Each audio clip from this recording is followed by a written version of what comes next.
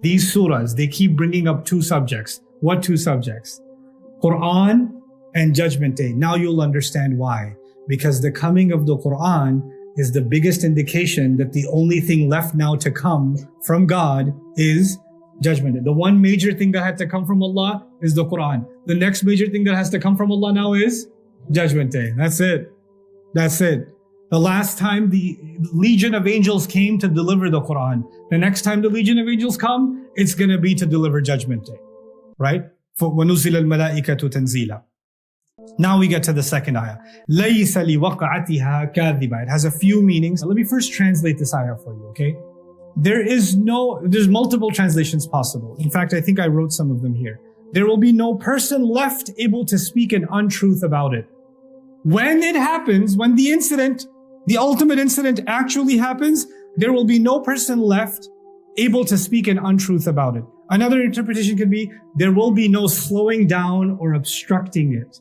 Kadhiba, another meaning of kadhiba is to slow down or to obstruct. Like, oh, this major event is happening, let's do something that slows down the progress. Like an army is advancing, let's put some obstacles in their path. You won't be able to put any obstacles in the path of the coming of Judgment Day. So, let's read some of the notes from these remarkable scholars. Allamu fi liwaqtiha lamu tawqit. So this lam, liwaqatiha, for those of you that are a little bit Arabic students, the lam here refers to time. At the time of. So this is used, for example, aqimis salata lidulukish shams, or lamma ja'a Musa limiqatina, at the time of our meeting. So the lam is being used for at the time of. This is an important side note for those of you that are interested in like, oh no, I want to really understand the Quran. I want to get a word for word dictionary of the Quran. Laysa has a meaning, li has a meaning, waqa'ati has a meaning. Wrong. Absolutely wrong. Lam can have like 50 meanings. And if you learn one meaning and you think that's what it means every time you see a lam, you've got yourself a problem. But why is that? Why does it have so many meanings? It's so confusing. Oh yeah? Oh yeah? You don't have that problem in English? You don't have the problem of the same word having multiple meanings in English?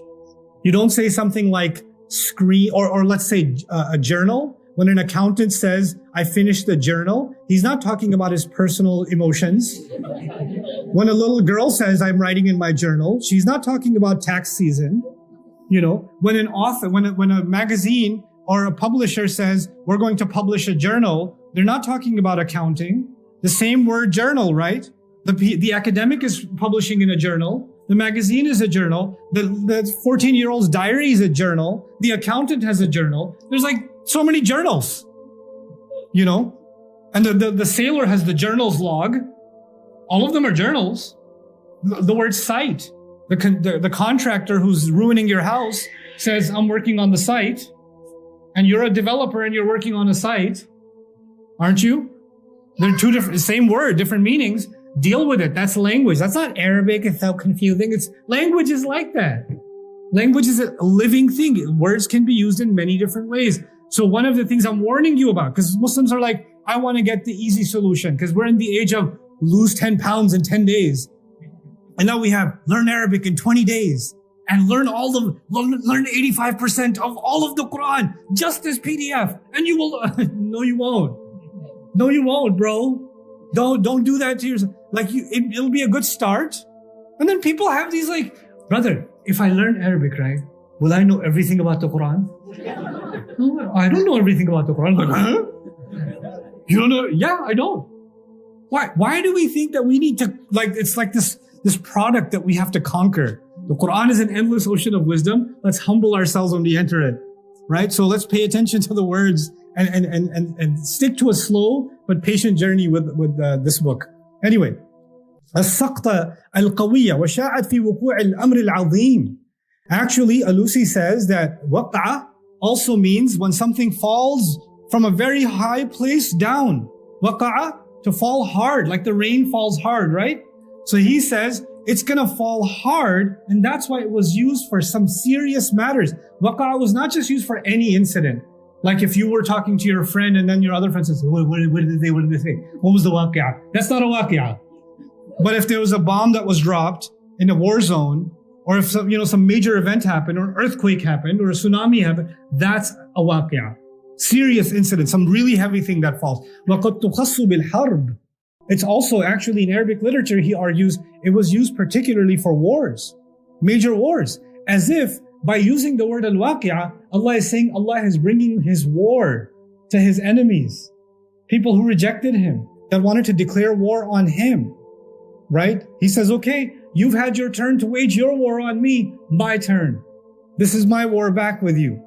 So the word waqi'ah is scary in that sense. وَلِذَا عُبِّرَ هُنَا إِشَارَ إِلَىٰ أَنَّهَا تَقَعُ دَفْعَةً وَاحِدَةً. See the waqa'ati, the ta in waqa'ati, is the word is falling. The ta means it's going to happen one time.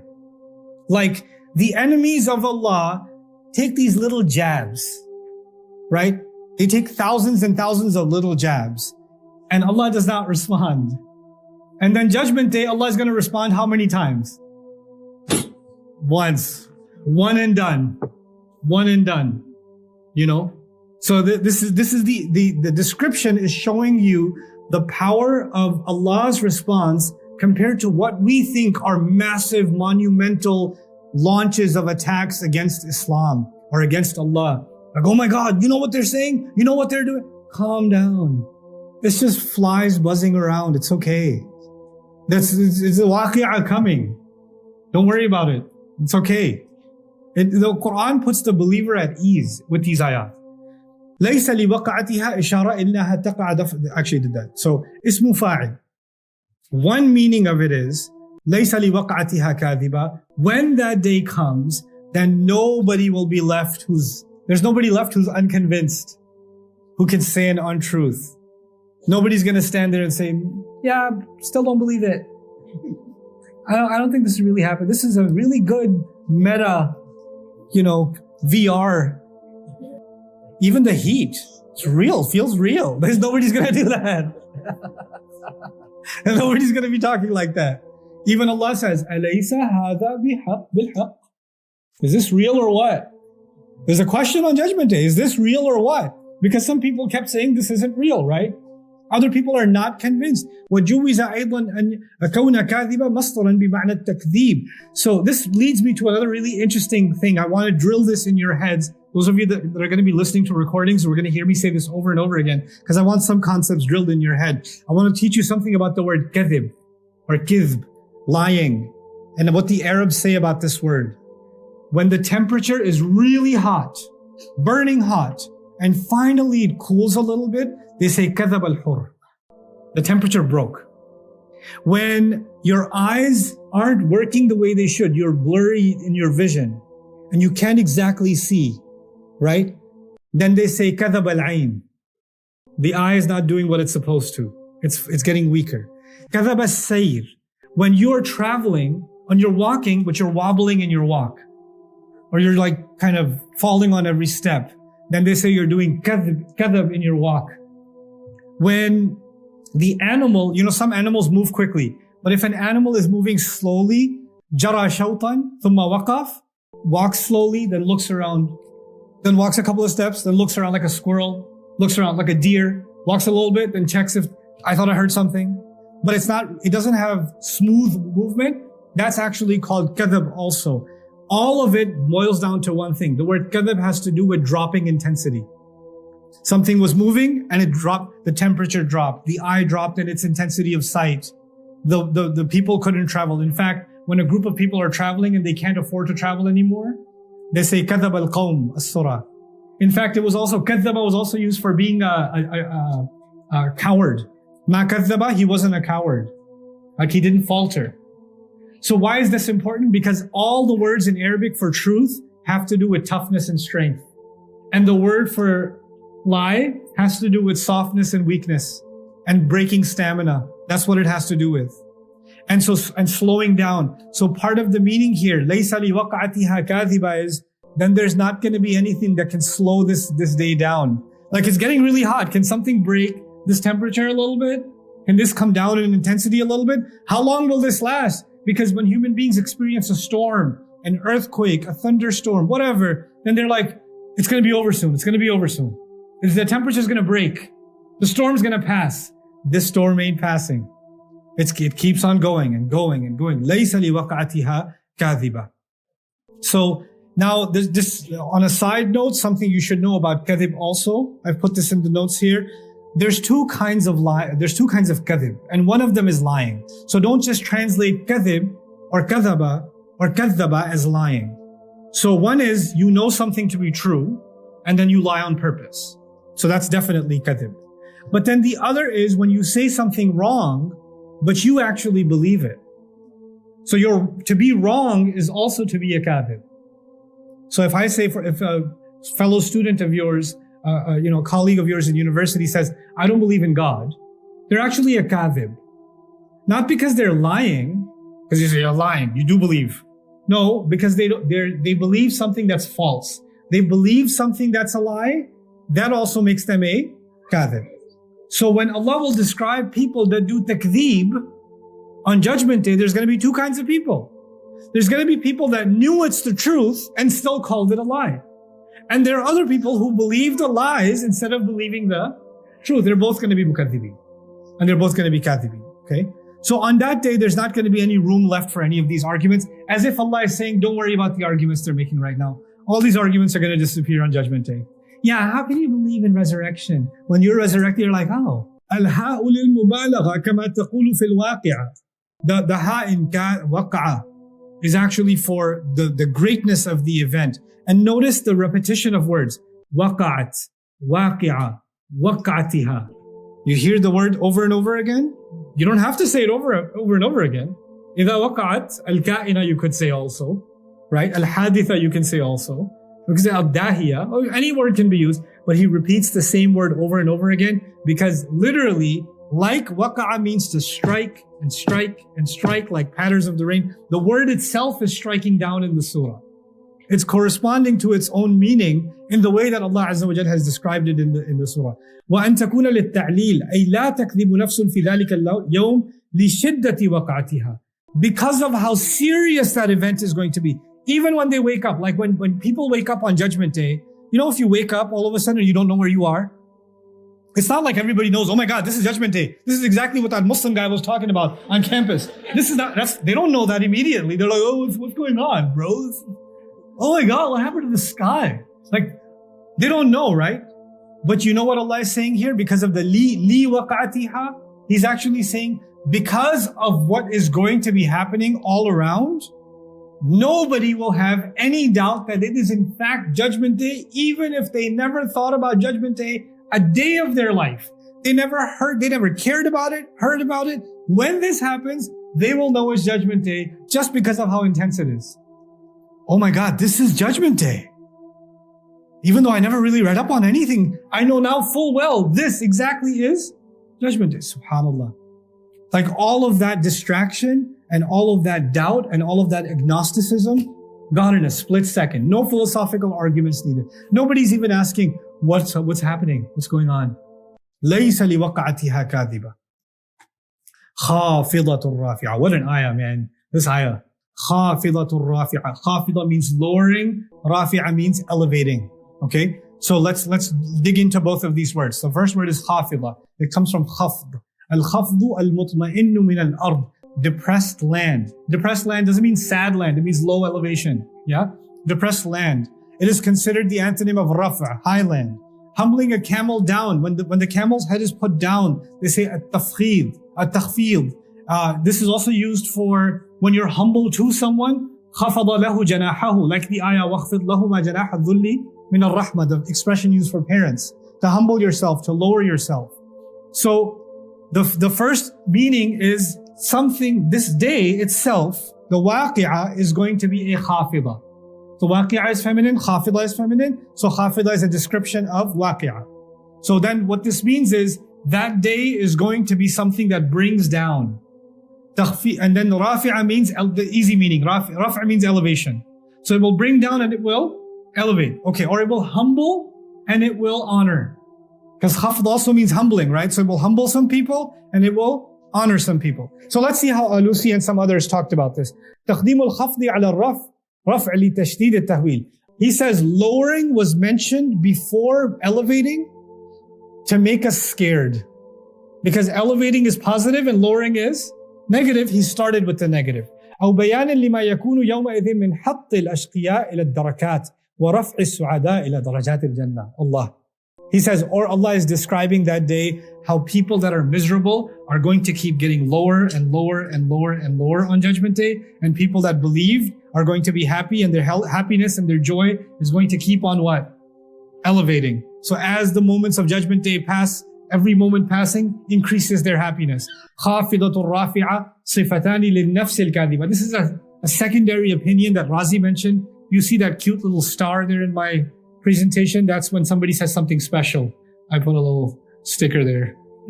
But this is kind of a unique opinion that he has. I thought it was pretty cool. He says these are describing not the day of judgment. The lowering and the elevating is not describing Judgment Day. It's actually describing kadhiba. The person who was no longer able to lie. Remember the second ayah was, nobody will be able to lie on that day. No one will disbelieve on that day. And he's saying the disbeliever is being described. The liar is being described as the one who lowers and the one who elevates. Now, what does that mean? That actually means that when someone's lying, they try to use the low and high pitch of their voice to try to sound more convincing, right? They try to dramatize their speech to try to make it more convincing. It's as if Allah is saying on Judgment Day, nobody will be left that will be making eloquent speeches of highs and lows to be able to make a case about Judgment Day or against Judgment Day. All of this draminess will be gone. والخفض والرفع يستعملان عند العرب في المكان والمكانة والعز والمهانة. And lowering and elevating among the Arabs was used for station, for position, for dignity, for humiliation. So lowering is humiliation. Raising is honoring. So that day itself is a day that will bring about humiliation, and that day will bring about honoring. وَالْخَافِض وَالرَّافِعَ عَلَى الْحَقِيقَةِ إِنَّمَا هُوَ اللَّهِ. But actually the one who lowers and the one who elevates is Allah Himself. This is a concept called majaz aqli. These are weird, complicated concepts in balagha books, but I'm going to make it super easy for you. If I say, for example, the masjid held an event. The masjid held an event. Technically, it wasn't the masjid. It was the youth of the masjid. It was the committee of the masjid. It was the volunteers of the masjid. The masjid itself is a building. It didn't hold anything. It just chilled out on stationary, did nothing. But I gave credit to the masjid, but actual credit goes to who? All the people that were involved, right? But for short, what did I say? The masjid held, and everybody understands. Nobody believed that the door got up and did something. You guys know what that means, right? This is called majaz aqli. So another example of that is if I say the government built a new highway. The government built, or they say in some countries, the king built a new highway. I'm pretty sure the king did not build the new highway. Okay? There were people that were sweating in the day and barely getting by that were building that highway. But in the end, what do we say? The king built the highway. Why? Because the king paid for them. The king commanded them. The king commissioned them. The king authorized them. In the end, it wouldn't have happened without the king. But then behind the king was an entire system that built the highway, right? So he's saying Judgment Day is going to lower and Judgment Day is going to elevate. But actually, it's not Judgment Day that's lowering and elevating. Who's doing the lowering and elevating? It's Allah. Do you understand the majaz aqli now? Right? So these are, it's really cool that we have these terms that they do sound complicated and they sound impressive. You could just say, by the way, this is majaz aqli. Anyway, before I let you go, I'm going to share some thoughts with you. These are not from tafsir. These are my own. Sometimes I add my own comments. Sometimes I say them. Sometimes I add them in my notes. This is one of those cases. How exactly is Judgment Day elevating or lowering and elevating? وَيَسْأَلُونَكَ عَنِ الْجِبَالِ فَقُلْ يَنْسِفُهَا رَبِّي نَسْفًا فَيَذَرُهَا قَاعًا صَفْصَفًا. They ask you about the mountains. Tell them Allah will bring them down as low as they can go. So Allah is bringing down what on Judgment Day? Mountains. And He will make them flat. And then He says, وَإِذَا الْبِحَارُ فُجِّرَتْ. When the oceans explode. When the oceans explode, where's the water going? Up. The mountains are coming down and the oceans are going up. I'll break the surprise for you now. This surah is a twin or a pair with which surah? Surah Al-Rahman. Surah Al-Rahman will describe something that will help us understand this. Surah Al-Rahman says, يُوصَلُ عَلَيْكُمَا شُوَاظٌ مِّن نَّارٍ وَنُحَاسٌ فَلَا تَنْتَصِرَانِ. Basically, Surah Al-Rahman is describing there are going to be metallic burning meteor showers on Judgment Day. Meteors are going to start falling on earth relentlessly until it will look like the entire sky is torn open red. You will only see red in the sky because burning meteors will fill the sky up as they fall on Judgment Day. Now, as they fall on Judgment Day on a mountain, the mountain keeps getting bombed. What's happening to the mountain? It's getting flat.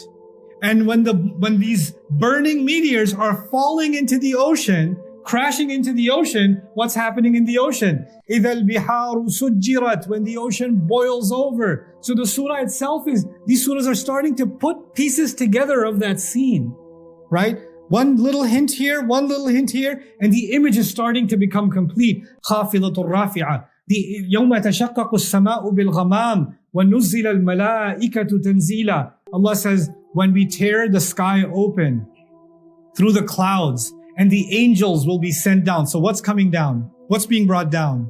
The angels. إِذَا الْقُبُورُ بُعْثِرَتْ خُشَّ عَنْ أَبْصَارُهُمْ يَخْرُجُونَ مِنَ الْأَجْدَاثِ. People are coming out from their graves. People are going up out of the ground, buried deep within. We don't even know how many people are buried 200 feet below this building right here. You know how far down people dig nowadays for archaeological digs?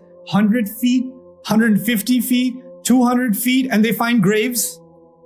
And guess what's happening on Judgment Day? All those deep within, sunk within the mountain, sunk within deep inside the ground. All of those dead are going to rise. Rafi'a. The arrogant will be brought down. Wujuhun yawma idhin alayha ghabara. Their faces will be filled with dirt. Dirt is down. ترهقها قطرة. On the other hand, فَالْيَوْمَ الَّذِينَ آمَنُوا مِنَ الْكُفَّارِ يَضْحَكُونَ عَلَى الْأَرَائِكِ يَنْظُرُونَ. Judgment Day, believers are going to be laughing at disbelievers, sitting on high, lofty couches. وَالَّذِينَ اتَّقَوْا فَوْقَهُمْ يَوْمَ الْقِيَامَةِ. People who had taqwa will be above them. So disbelievers are brought low. People of taqwa are brought high. خَافِضَةٌ رَافِعَةٌ. He says, إِذَا الْعِشَارُ عُطِّلَتْ. When the camel that was about to give birth to a baby camel, which is the most expensive thing an Arab had, was a camel and a she-camel, right? And especially if she's pregnant, he's doubling his money, right? So imagine having a Ferrari that gave birth to a Ferrari. But people will leave the Ferrari, keys, ignition in the car, keys running, and they'll walk away from it. They'll leave their Rolex collection just lying on the garage and walk away from it. The Chanel bag will be under somebody's truck. And nobody cares anymore. No, nobody will care. None of these things will carry any value anymore. There'll be diamond stores. The window will crash. All the diamonds will be spread out on the street. Not one person picking them up. People running right past them. Right past them. The same store, the moments before Judgment Day, people looking inside like, oh my God. How much? Value, what we think of as value, will be brought down. The things that we used to value will be brought down. They will have no value anymore. The value came down. And the things that people didn't value are going to be brought up. A good deed, a smile, a kind word, silence, patience, prayer, dua, charity, things that nobody valued. Things that, so what? What do they accomplish? Trying and failing, trying for the sake of Allah and failing, nobody values trying. People only value results. But those tryings those attempts will be elevated. Inna kitab al-abrari lafi illiyin. The people of the book of good people is going to be in the highest ranks. Illiyin. They're going to be raised. Evil deeds are going to be brought down. ثُمَّ رَدَدْنَاهُ أَسْفَلَ سَافِلِينَ إِنَّ الْمُنَافِقِينَ فِي الدَّرْكِ الْأَسْفَلِ. The lowest pit of the fire. نَجْعَلُهُمَا تَحْتَ أَقْدَامِنَا. Give us our old people that misguided us. We want to put them under our feet. And what does Allah say about believers? من يأته مؤمنا قد عمل الصالحات فأولئك لهم الدرجات العلى. Whoever comes before Allah as a believer and that had already done some good deeds, then those are the people that will have high ranks. خافضة رافعة. Two words. And then look at how much is captured inside them. Like He says, يَوْمَ يَفِرُّ الْمَرْءُ مِنْ أَخِيهِ وَأُمِّهِ وَأَبِيهِ وَصَاحِبَتِهِ وَبَنِيهِ. A person will run from their brother, mother, father, spouse, children. They'll run away from all of them because they're like, there's something more important. I don't care about any of you. شَأْنٌ يُغْنِيهِ. There's a situation I got right now that makes me not care about any of you. On the other hand, يَوَدُّ الْمُجْرِمُ لَا يَفْتَدِي مِنْ عَذَابِ يَوْمِئِذٍ بِبَنِيهِ وَصَاحِبَتِهِ وَأَخِيهِ وَفَصِيلَتِهِ الَّتِي تُؤْوِيهِ وَمَنْ فِي الْأَرْضِ جَمِيعًا. A criminal will come before Allah on Judgment Day. Allah says He will try to ransom. What can I pay you? Ya Allah, just what can I pay you to be saved? Here, take my children. Okay, take my wife too. Take my brother. Take my extended family. Take my mom, take my dad, take my brothers, take my sisters, take my kids, take my nephew, grandson, take everybody. You know what? Ya Allah, just this rest of the population of the earth, take them. وَمَنْ فِي الْأَرْضِ جَمِيعًا. Take everyone on the earth. Ya Allah, let them burn in hell. Can I go? I offer you. وَمَنْ فِي الْأَرْضِ جَمِيعًا ثُمَّ يُنْجِيهِ. You know what's happened? Everyone you loved, not just everything you loved, everyone you loved, their value is brought down. The people are like, people ask all kinds of fun questions. Like some ladies have a lot of concerns about men having, hur in Jannah. There's going to be hur in this surah. Sorry, ladies. Right? And they're like, my husband, if he's going to have hur, then... Listen, you're going to stop caring about him starting judgment. You don't even have to wait till Jannah. Starting Judgment Day, you won't care. You'll be free from this concern. Right? And Allah will take care of everyone's emotions. But here Allah describes the things that we value so much now. And then on the flip side, ill feelings. Like there were some bad feelings we had that were elevated. Like you had a grudge with somebody. That was elevated. There was a conflict. You could never fix it. Every time you tried to fix it, it got worse. Allah says, وَنَزَعْنَا مَا فِي صُدُورِهِمْ مِنْ غِلٍّ إِخْوَانًا عَلَى سُرُرٍ مُتَقَابِلٍ.